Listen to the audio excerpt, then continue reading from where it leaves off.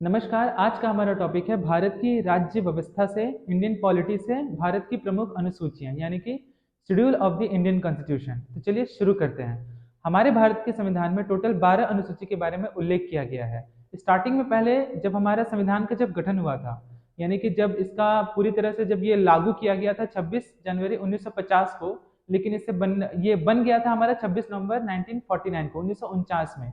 तो उस समय हमारे भारत की अनुसूची केवल 8 थी, लेकिन उसके बाद अलग अलग संशोधन हुआ जिसकी वजह से आज वर्तमान में 8 की जगह 12 है। तो चलिए एक एक करके हम उसे देखते हैं भारत की अनुसूचियां के बारे में यानी कि schedule of the Indian constitution. तो चलिए शुरू करते हैं। तो आज का हमारा टॉपिक है शेड्यूल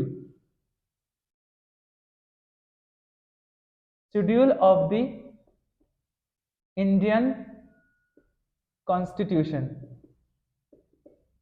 यानी हमारे संविधान की टोटल अनुसूची के बारे में आज हम लोग पढ़ेंगे। ठीक है, टोटल 12 अनुसूची है,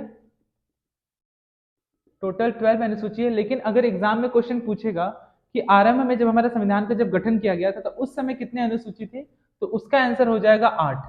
ठीक है, उसके बाद अलग अलग संशोधन हुआ जिसकी वजह से एक एक करके सब ऐड होते गए और वर्तमान में एट प्रेजेंट हमारे पास टोटल अनुसूची कितना है 8+4, यानी कि टोटल अभी वर्तमान में हमारे पास भारतीय संविधान के पास अनुसूची है 12।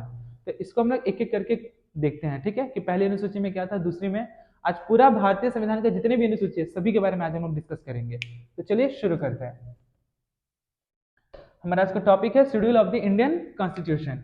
तो पहला शेड्यूल यानी कि फर्स्ट शेड्यूल में किस चीज के बारे में लिखा गया है, तो भारत के संविधान में पहले शेड्यूल में लिखा गया है स्टेट और यूनियन के बारे में, स्टेट और यूटी के बारे में, यूनियन टेरिटरीज के बारे में, यानी कि हिंदी में राज्य और केंद्र शासित राज्य के बारे में। वर्तमान में हमारे पास भारत के टोटल 28 राज्य हैं और 8 केंद्र शासित प्रदेश हैं। दादर एंड नगर हवेली एंड दमन दीव को अभी एक में मर्ज कर दिया गया और उसका कैपिटल दमन कर दिया गया।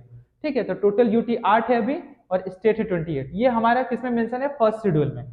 सेकेंड शेड्यूल में क्या है, सेकेंड शेड्यूल में बात किया गया है सैलरी के बारे में। तब सवाल उठता है कि किन किन लोगों के बारे में सैलरी के बारे में यहाँ पे चर्चा किया गया है। तो सैलरी में नंबर 1 बात किया गया है आपका प्रेसिडेंट, हमारे देश के जो राष्ट्रपति हैं उनकी सैलरी के बारे में उल्लेख किया गया है। दूसरा governor of the state, governor of the state, पूरे राज्य के जितने भी गवर्नर है राज्यपाल है उनके सैलरी के बारे में बात किया गया है। तीसरा लोकसभा के स्पीकर, लोकसभा के स्पीकर और डेप्यूटी स्पीकर, इन दोनों के सैलरी के बारे में बात किया गया है। चौथा राज्यसभा के चेयरमैन, जो कि हमारा संविधान पार्लियामेंट का संसद का उच्च सदन है, राज्यसभा के जो चेयरमैन है और वाइस चेयरमैन है उनके सैलरी के बारे में यहाँ पे बात किया गया है। पांचवा बात किया गया है आपका स्टेट असेंबली, जिस तरह से केंद्र में लोकसभा है उसी तरह से राज्य में स्टेट असेंबली है। ठीक है, स्टेट असेंबली के जो स्पीकर हैं और जो डेप्यूटी स्पीकर हैं उनके सैलरी के बारे में बात किया गया है। 6 नंबर में है आपका स्टेट काउंसिल। याद रखिएगा हमारे देश में वर्तमान में अभी 6 ही ऐसे राज्य हैं जिनके पास विधान परिषद है और विधानसभा सभी राज्यों के पास है। ठीक है, 25 राज्य हैं जहाँ पे पूरे हर एक राज्य के पास विधानसभा है, बट जो विधान परिषद है वो विधान परिषद केवल सिर्फ और सिर्फ आपका 6 ही राज्यों में। और 6 राज्य कौन कौन से मैं आप मेंशन कर रहा हूँ, स्टेट काउंसिल के जो चेयरमैन है और डेप्यूटी चेयरमैन, वाइस चेयरमैन, इसका उल्लेख किया गया है। ठीक है, तो 6 हो गया। और वो स्टेट काउंसिल टोटल भारत में 6 है, तो वो कौन कौन से राज्य हैं जो स्टेट काउंसिल के अंतर्गत आएंगे। तो पहला है आपका बिहार, जिसमें स्टेट काउंसिल हिंदी में उसको कहेंगे विधान परिषद। दूसरा है आपका उत्तर प्रदेश, तीसरा है आपका महाराष्ट्र,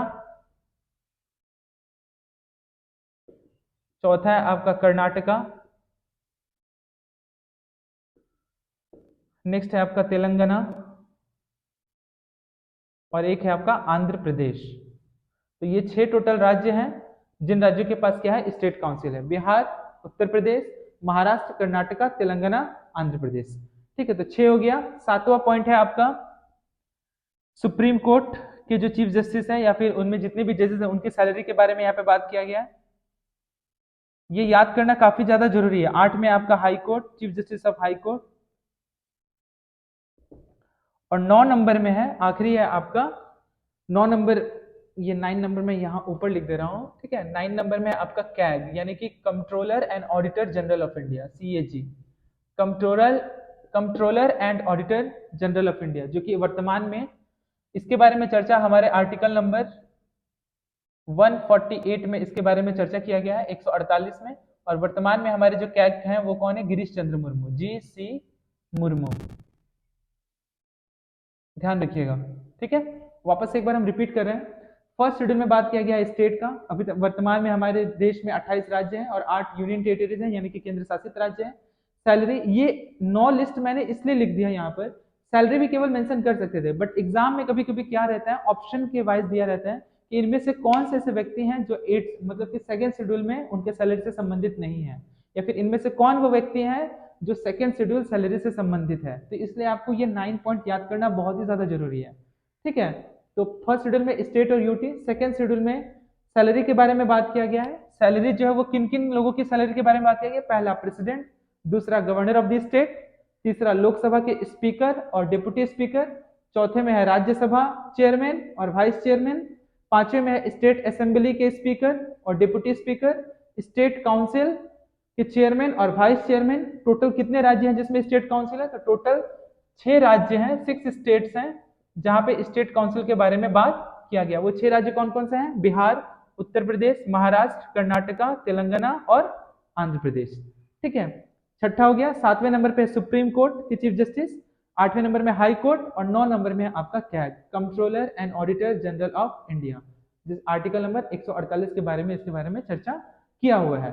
और प्रेजेंट में, एट प्रेजेंट हमारे देश के जो कैग हैं यानी कि controller auditor general of India है, वो कौन है? गिरीश चंद्र मुर्मू, इसके क्या है? हेड है, यानी कि वो चेयरमैन है। तो शेड्यूल नंबर 1 और शेड्यूल नंबर 2 पूरा मैंने इसका विवरण आप लोग के सामने रख दिया है, ठीक है। उम्मीद करता हूँ ये पूरा अच्छे से क्लियर हुआ होगा। अब आगे हम लोग देखते हैं।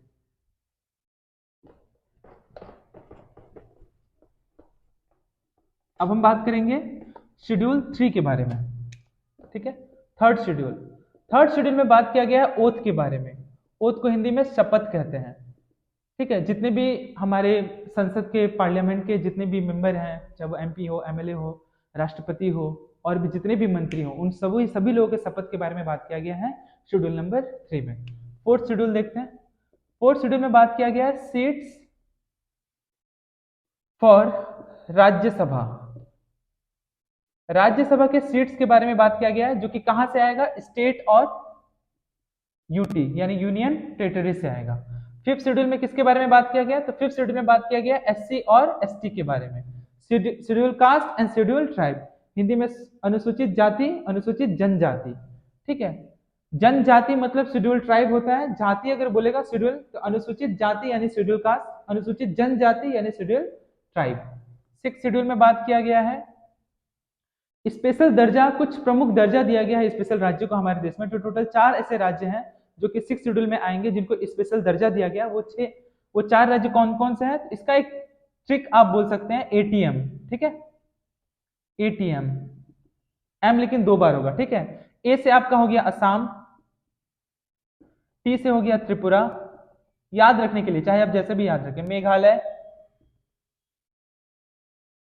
और इस M से हो गया मिजोरम। तो ये 4 राज्य हैं जो 6 शेड्यूल में आएंगे और इन चारों को स्पेशल दर्जा दिया गया है, ठीक है। थर्ड शेड्यूल में ओथ के बारे में, fourth schedule seats for Rajya Sabha, fifth schedule में SC और ST यानी शेड्यूल कास्ट और शेड्यूल ट्राइब के बारे में बात किया गया है। सिक्स शेड्यूल में ATM यानी कि असम, त्रिपुरा, मेघालय और मिजोरम के बारे में बात किया गया, ठीक है। सेवेंथ शेड्यूल में यहाँ पे लिख रहा हूँ। सेवेंथ शेड्यूल में बात किया गया है आपका लिस्ट के बारे में। वो कौन कौन से लिस्ट हैं? तो वो लिस्ट है आपका यूनियन लिस्ट, दूसरा है स्टेट लिस्ट, और नेक्स्ट है आपका थर्ड है कंकरेंट लिस्ट। इसको हिंदी में समवर्ती सूची, संघ सूची, राज्य सूची और इसे कहते हैं समवर्ती सूची, ठीक है। संघ सूची, राज्य सूची और समवर्ती सूची। तो संघ सूची के बारे में बात किया, टोटल संघ सूची 97 है, ठीक है, 97 है, लेकिन 97 से अभी वर्तमान में 98 हो गया है। ठीक है। स्टेट लिस्ट जो कि 66 था, अभी ये घट करके 59 हो गया है। ठीक है। कंकरेंट लिस्ट जो कि 47 था, ठीक है, ये अभी 52 हो गया है। तो ये भी आप ध्यान में रखेंगे। ठीक है। थर्ड शेड्यूल में ओथ के बारे में, fourth schedule seats for Rajya Sabha, fifth schedule SC and ST, six schedule में असम, त्रिपुरा, मेघालय, मिजोरम, सेवन शेड्यूल में लिस्ट के बारे में बात किया गया। वो लिस्ट कौन कौन सा है? यूनियन लिस्ट, स्टेट लिस्ट, और नेक्स्ट है आपका कंकरेंट लिस्ट। यूनियन लिस्ट कितना है? 97 था जब हमारा संविधान का जब गठन किया गया था, अभी 98 यानी एक बढ़ गया है। स्टेट लिस्ट 66 था, अभी वर्तमान में 59 हो गया है। कंकरेंट लिस्ट जो कि 47 था, अभी वर्तमान में 52 है। कंकरेंट मतलब समवर्ती सूची, ऐसा सूची जो स्टेट और यूनियन दोनों के अंतर्गत आएगा, जैसे कि शिक्षा हो गई, वो राज्य का भी दायित्व है और केंद्र का भी दायित्व है, इस तरह से समवर्ती सूची में डाला गया है। तो उम्मीद करता हूँ 3, 4, 5, 6, 7 ये आप लोग को अच्छे से क्लियर हुआ होगा। अब हम लोग आगे बढ़ते हैं। अब 8, 9, 10, 11, 12, ठीक है, जैसे मैं मिटा रहा हूँ। नेक्स्ट देखते हैं।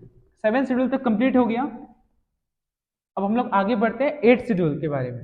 8 शेड्यूल जो कि काफी इंपॉर्टेंट है, जो संबंधित है लैंग्वेज से, हिंदी में भाषा से। ठीक है। जब हमारा संविधान का जब गठन हुआ था तो टोटल 14 लैंग्वेज थे। उसके बाद फिर एक लैंग्वेज जोड़ा गया, फिर 3 जोड़ा गया, फिर 4 जोड़ा गया। तो अभी वर्तमान में 8 शेड्यूल में टोटल कितने लैंग्वेज है? तो टोटल अभी 22 लैंग्वेज है। तो वो कैसे कैसे हुआ? 14 जो लैंग्वेज है, 14 लैंग्वेज के बाद जो ये पहला जो जोड़ा गया, ये जो लैंग्वेज जोड़ा गया, ये है सिंधी लैंग्वेज। ध्यान रखिएगा। अब ये किस अमेंडमेंट के अंतर्गत आया था? ये 21st अमेंडमेंट, यानी कि 21वां संशोधन अधिनियम पास हुआ था, उसके तहत सिंधी लैंग्वेज को जोड़ा गया। तो वो क्या हो गया? 14 से 15 हो गया, यानी 15वां लैंग्वेज अगर आपसे पूछा जाएगा एग्जाम में तो वो आंसर होगा सिंधी। 3 जो जोड़ा गया, तो इसके लिए इस 3 जो जोड़ा गया वो आपका जोड़ा गया 71th अमेंडमेंट। 71th amendment. वो 3 लैंग्वेज कौन सा था? नेपाली, मणिपुरी और कोंकणी। ठीक है। इसको नमक से आप याद रख सकते हैं। ठीक है। नमक, न से हो गया नेपाली, म से मणिपुरी, क से हो गया कोंकणी। ठीक है। तो ये आपका 71 अमेंडमेंट से ये थर्ड हो गया।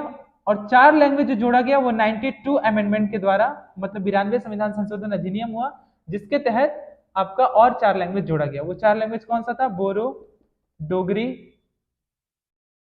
मैथिली और संथाली। ठीक है। 1, 2, 3, 4।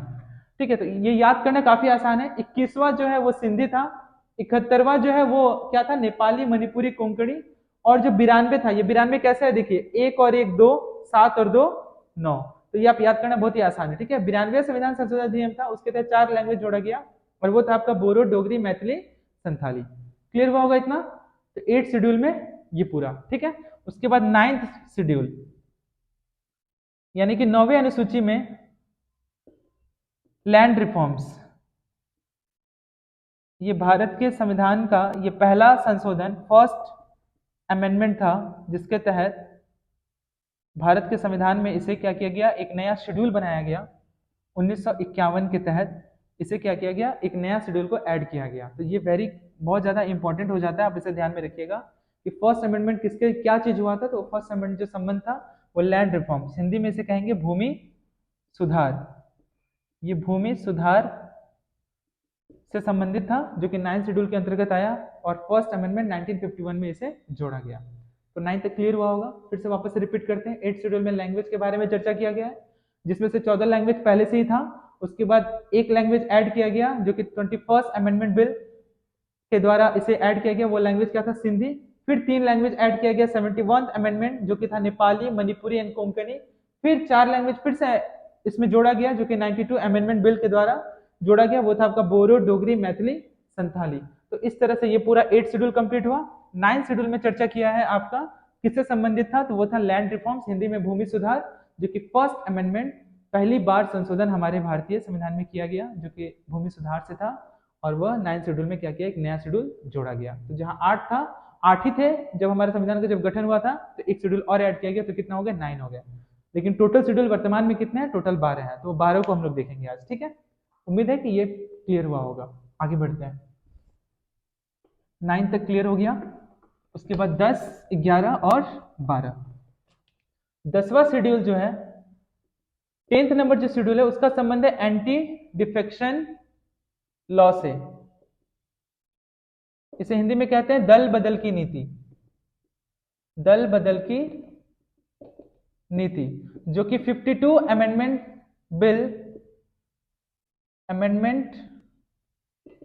52 अमेंडमेंट बिल के तहत आया, संशोधन अधिनियम के द्वारा आया, ठीक है, जो कि आपका पास हुआ था 1985 में, ठीक है, जिसके तहत एंटी डिफेक्शन लॉ यानी कि दल बदल की नीति को एक 10th शेड्यूल के रूप में हमारे भारतीय संविधान में जोड़ा गया।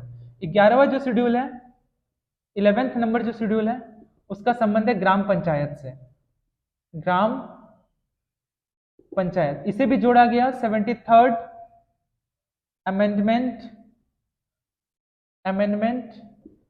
के द्वारा, जो कि 1992 में हुआ था, ठीक है। उसमें ग्राम पंचायत को एक मतलब कि भारत के संविधान में 11वें शेड्यूल के रूप में इसे क्या किया गया, जोड़ा गया, ठीक है। 12वें नंबर पे है आपका 12 नंबर पे है आपका म्युनिसिपल कॉर्पोरेशन, हिंदी में नगर पालिका, म्युनिसिपल कॉर्पोरेशन। ये 73rd था, तो ये 74th अमेंडमेंट 1992, ठीक है। सबसे पहले ग्राम पंचायत जो है, इसका जो गठन जो किया गया था वो 24 अप्रैल को किया गया था, इसलिए भारतवर्ष में 24 अप्रैल को पंचायती दिवस मनाया जाता है। ये भी आप ध्यान में रखेंगे, पंचायती दिवस या पंचायती डे लिख देता हूं मैं, ठीक है। पंचायती दिवस के रूप में हर साल प्रत्येक वर्ष ग्राम पंचायत यानी पंचायती दिवस मनाया जाता है 24 अप्रैल को। एग्जाम में ये पूछता है कि ग्राम पंचायत में टोटल कितने सब्जेक्ट थे, हिंदी में विषय कितने थे, तो इसमें टोटल जो सब्जेक्ट थे यानी कि विषय थे वो आपका 29। तो ये 29 जो है याद करना बहुत ही आसान है, 9 और 2 को जब ऐड करेंगे तो 11 होगा, और ये 11 शेड्यूल से संबंधित है। और 12वें शेड्यूल में म्युनिसिपल कॉर्पोरेशन के बारे में चर्चा किया गया था, तो इसमें भी सब्जेक्ट आपसे पूछा जा सकता है कि टोटल इसमें कितने सब्जेक्ट थे, तो इसमें सब्जेक्ट थे 18, 12, 18, 11 शेड्यूल में कितने सब्जेक्ट थे, तो 29 सब्जेक्ट थे। तो इस तरह से हमारा जो टोटल 12 जो शेड्यूल है भारत की राज्य व्यवस्था यानी इंडियन पॉलिटी का जो सेक्शन था, ये जो टॉपिक था, ये पूरी तरह से कंप्लीट हो गया। 10 में क्या है, एंटी डिफेक्शन लॉ, दल बदल की नीति, जो कि 52 अमेंडमेंट बिल के द्वारा 1985 में आया। आप ईयर भी याद रखेंगे क्योंकि वो भी एग्जाम में पूछता है, कौन सा अमेंडमेंट बिल हुआ था, ये भी एग्जाम में पूछता है, आप याद रखिएगा इसे। 11वें में ग्राम पंचायत के बारे में चर्चा किया गया, जो कि 73rd अमेंडमेंट बिल 1992 में आया गया। टोटल इसमें सब्जेक्ट कितने थे, 29, 29। 24 अप्रैल को कौन सा डे मनाया जाता है, पंचायती दिवस मनाया जाता है। 12वां शेड्यूल यानी कि अंतिम शेड्यूल था म्युनिसिपल कॉर्पोरेशन, जिसका संबंध नगर पालिका से है, ये 74th अमेंडमेंट था। ये 73rd था, ये 74th, दोनों का ईयर सेम है। इसमें सब्जेक्ट 29 थे, इसमें सब्जेक्ट 18 है। तो इस तरह से हमारा schedule of the Indian constitution, आज जो ये टॉपिक था, ये पूरी तरह से कंप्लीट हुआ। उम्मीद करता हूँ आप लोगों को अच्छे से समझ में आया होगा।